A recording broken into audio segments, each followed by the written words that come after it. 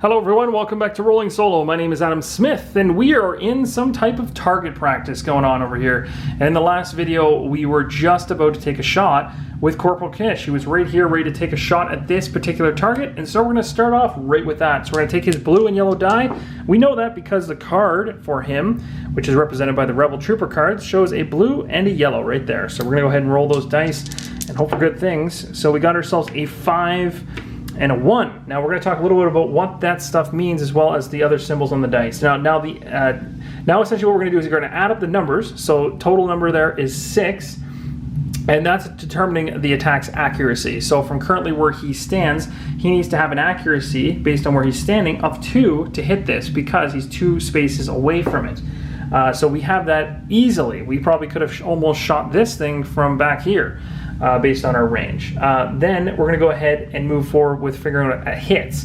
And it says in the app here, now to determine damage, you count the number of damage tokens, which are symbolized by that kind of like POW symbol icon showing on the 2 attack die, and place that many damage tokens next to the remote on the map. If the remote has damage tokens equal to or exceeding its health of 3, so they have 3 health, it's destroyed.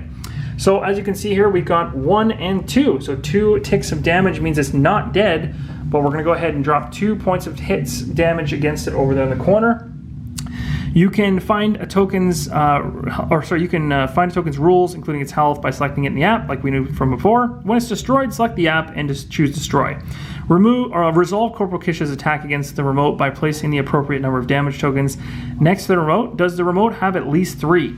We don't. No, it did not. You may have rolled 1 or more surge icons on the attack dice. Ignore these icons for later. They will be discussed later.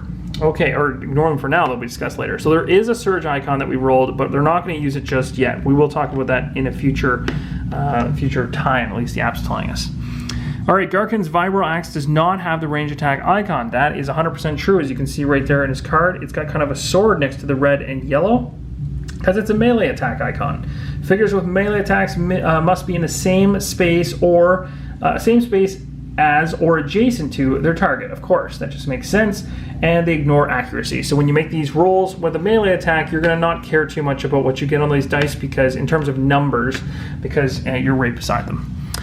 Now that you've seen how it's done, show me what you got, Corporal Kish says. Stepping back next to the terminal, move Corporal Kish as indicated using his remaining movement points, then perform attacks against the remotes until they're defeated. So we got to defeat all the remaining remotes, and it is telling us to take him back to his previous spot, drop him there. I'm going to hit continue. You'll see he's just right there. And he's basically just going to kind of watch us, essentially. So we're going to have to go ahead now and actually go ahead and perform our activation. So as you can see from prior, we've already activated Garkin and he went, so we have to go ahead and activate Jin. So she's going to go ahead and activate, and really I can go after anything I want here.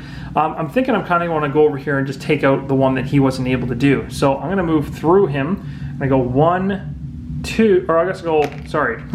I'm going to go 1 and then diagonally 2, and then 3, 4, and I think I'll go 5. I'll go right to here. Why not? Why not go all the way to the end?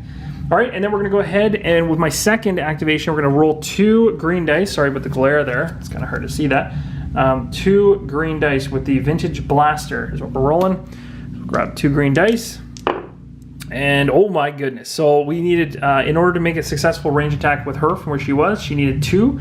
We got 3 total. That's great. And we also got 4 hits. That thing is more than dead. So this thing has now been killed off. We can just throw it away, but we don't want to forget to let the app know that we did that. So we're gonna go here and just say there's a small, it just lets you know what it is and tells you that you can attack it. It has a health 3, and then you just destroy it when it's destroyed. So we'll go ahead and hit destroy, and it just disappears off the map. The remote explodes in a cloud of smoke and sparks. Its shattered remains falling to the ground. Discard this mission token, and it disappears from the map. That simple. So she went ahead, she did her movement, and then all of her movement, and then made an attack. So her activation is now done. So we're gonna make sure to end her activation, and then we're right back to using either character. I'm gonna have Garkin activate next. He's going to probably head into the water here, maybe, and get over. So I can go 1, 2, 3, 4, and get him. Actually, let's be smart about this. Let's go.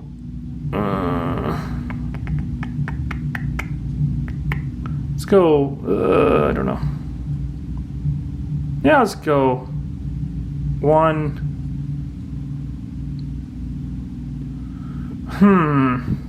Yeah, let's go 1, 2, 3, 4, and he'll attack this one here. So Garkin's got the Vibroaxe. He's got a red and a yellow. So let's get the red and yellow out for him. See what he can do. Second, oh my goodness. So again, you totally forget about the fact that the 1 was rolled because he is adjacent, but he nailed it for 5 damage. That thing is long gone. That was a huge hit. So we're gonna go ahead and now let the app know to destroy that one. Again, another explosion occurs and it gets plopped off the map. Surge icons allow you to enhance your attacks. For each surge icon rolled during an attack, the attacker may use 1 surge ability. Each surge ability can only be used once per attack. Surge abilities are listed on each ally's deployment card and each hero's weapon card. So deployment card and weapon card. So for me right now, I have, you can see 2 different surge icons, although I didn't roll any of my roll. If I had of, I could have chosen to use one of these 2 things, either Pierce 1 or Cleave 1. We'd have to go to our reference card to learn a little bit more about what they do, but essentially, Pierce 1 is going to ignore a number of blocks that the defender would roll, which we haven't occurred or hasn't happened yet. And Cleave is after the attack resolves. If the target suffered 1 or more attack, or a little damage I should say, the attacker may choose a different hostile figure or object that he could target for an attack. So that's pretty good. And then the chosen figure or object suffers damage equal to the Cleave value. So it kind of just, you know, changes up the attack quite a bit there. But we'll forget that for now. Let's assess some of the surge abilities that you will encounter during this tutorial. So I talked about it a little bit here, but essentially there's your surge icon. Of course, one of them says, you know, gives you 1 more additional hit, which obviously adds to the attack results, or you can use it to improve your accuracy. That's another way it can happen. So they're just giving you some examples. Pierce 1 and Cleave 1 are exactly what we just talked about, so I don't have to go through those again. We'll talk about those, you know, later on. Continuing performing activations until you defeated all the remotes. So now what I'm going to do is I started with Garkin and I actually moved him and I attacked, so his activation's done. And lastly we have Jin. Jin's over here, so I might as well turn her and just have her take a shot at this particular one. She's got 2 green dice and she's got 4 range, which is perfect, more than enough, 4 hits, and this thing is gone. So now we can go ahead and let the app know on her turn that one's destroyed. Now the fact that she was able to stay where she was means that and let's read this here. Well done taking out those remotes, the corporal says. I think you need a harder challenge. Let's see how you do with level 2 remotes. He flips a few switches on the panel and the remotes begin moving and rotating unpredictably. The remaining remotes now have defense dice. There are 2 colors of defense dice, black and white. Let's take a look at what they look like, and we'll talk a little bit more about them in a second. The remotes roll a white defense die when attacking a target that has 1 or more defense dice. Roll those defense dice at the same time as you roll your attack. So they have 1 defense die. So not a black one, but a white one. That's going to get rolled when we make our attacks from now on because they're up to level 2. Each block rolled on defense die cancels 1 damage. So very simplistic. If I hit, this would be 2 damage if I rolled this. And if I happen to roll a symbol that looks like this, I block 1 of those 2 attack damage, essentially. The other one is evade. Evade is the circle one. So let's show you what the circle looks like. It looks like this. This is considered an evade, and this cancels 1 surge. So if I happen to get something like this on a die for an attack, this would cancel the surge bolt icon. If a defense dice shows a dodge symbol, the attack misses and the target takes no damage. This is the best thing you can possibly roll as a defender. That's this symbol right here. It's a dodge. It means the entire attack is wasted, which is awesome. It's something you really want to see, but you don't want to see probably when you're playing this against the Imperials. Or the app, I should say. The Pierce Surge ability can be used to ignore, and we talked about this, can be used to ignore block. So we can just skip past this. All right, take out these new remotes, and then the Corporal is interrupted by a chirping of his comlink. He listens to the device for a moment, then he continues. That was the command center. I'm needed back at the base. Take out those remotes. I should be back by the time you're done. Remove Corporal Kish from the map. Perform activations until you have defeated the rest of the remotes. So he now actually disappears off the map. He is gone. And now we just have to continue with our mission. So I'm going to go ahead and hit continue. And essentially where we left off was with Jin. She had done her 1 shot and 1 activation to take a shot and kill this thing off. She still has 1 more. Now from where she currently stands, though, this is where things get fuzzy. She can't actually, I'm trying to think here. I wonder if she can actually hit that. I think she can. You are allowed to draw lines along the red border, so you can draw a line from this corner to this corner, and then from this corner to this corner. So essentially it's kind of like her stepping, kind of leaning out and taking a shot. I think that's legal. I'm actually going to have to double check that myself, because now I'm doubting myself as to whether that's legal or not. It may not be. That's a tricky one. No, I think that is legal. And so I'm just going to do a quick check here because I got the rules right beside me. And I think I have a pretty good example in the rules of it actually hovering against the red. Yes, here we go right here. So here is an example of that kind of situation. So here's an example from the rule book. You can see right there in this area, this square is a red box. And you can see that when this particular character is making line of sight to the stormtrooper, this white line goes right along the red line, all the way to that top left-hand corner of the stormtrooper, and it's okay. It's okay to do that, but it can't go across it for some reason. So, and I guess that makes sense because it can't actually see through it, but it can run alongside of it. So I guess my question would be, actually it could. Because it actually can connect across this, and there's no wall. So I think Jen can actually shoot this. So I'm gonna go ahead and go for it. I'll let you guys, let me know in the comments below if that's not true. Somebody who's been playing a little longer can let me know whether or not that's a valid move or not. But for now in this, I'll do it. So we got 2 range, which is enough of what we needed. We didn't do much damage. We did get 2 surges though, so we're gonna get 1 damage, so we'll take the 1 damage and throw it on there. Let's try to resolve some surges and get something off of this. So if we take a look at the surges, we have 2. One gives us an extra hit, so let's take that, because that's a plus. And the other one just gives us an accuracy. Well, we could take the accuracy, but it really doesn't do anything for us, so it's kind of wasted. So that's where we're going to end it right there. We're not going to end up being able to use it. Now, what I did forget, I just remembered, we have to roll that defensive die, because this defensive die could have negated everything I just did. I forgot to roll that. Oh my goodness, look at that. So the target completely is not damaged in any way, shape, or form. All right, well, there ends that pretty quick, and I just knocked over my iPad. So let's go ahead and end her activation. All right. Round 3. Okay, so now I can pick whoever I want to go again. I'm going to have, let's have Garkin go again. He's going to go after this guy. We're going to roll his Vibro Axe. So it's the red and yellow and 1 white. We'll do it all at the same time this time to make it easy. And oh geez. Okay, so essentially the circle is an evade, which will get rid of one of the surges. The block will take away 1 of the hits he made, so he only actually lands 1 hit. Not that great. Now the good thing is he can make another attack. He can do 2 attacks because with his other activation or other action. That is bad. So the entire thing is a wipe.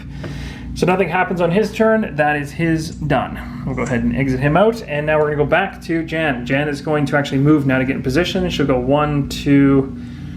Yeah, I'll just get close to stuff. I know I don't technically have to actually, because the way things are going, I could technically hit both corners on all of this stuff. So I think I could stay where I am, but it's just I'd like to be closer for range purposes. So I'm going to go 1, 2, 3, and then I'm just going to take a shot at this one. She's rolling 2 green, and we got to throw that white die in there. Ugh, another block. But hey, perfect on the range. She only needed 1, and she got 4 damage. 1 block, so 3 damage goes through. That means this thing is gone. So she successfully took that out. Good job. So we'll destroy that. Gone. Another one destroyed. 2 more to go. Okay, so she did her full activation, so we have to end her turn. Now we get another full turn. I'm going to have her take a shot right off the bat at this one. Oh, this is crazy. How am I rolling this like that? Okay, so that action was a complete waste. Attack action. I'm going to go ahead and attack it again. Oh, jeez. And we got enough range, 4 damage. She can only block 1. The evade doesn't mean anything because there's no surges over here. So essentially 4 damage, blocking 1. 3 damage gets through, and that's 3 damage is enough to take this one out. So she did her job on her turn. That's good. So we can destroy that. But she's now done. Her activation is complete, so we'll end her turn. And now it is all up to Garkin to finish this off. So Garkin's got his 2 dice. He's going to grab his white die. Yes, a blank. That is it. This thing is gone. There's no hope. So this thing is destroyed. Well done. So we have now finished off that. He still has, we have to remember he still has a turn. Or still has an action to spend on this activation.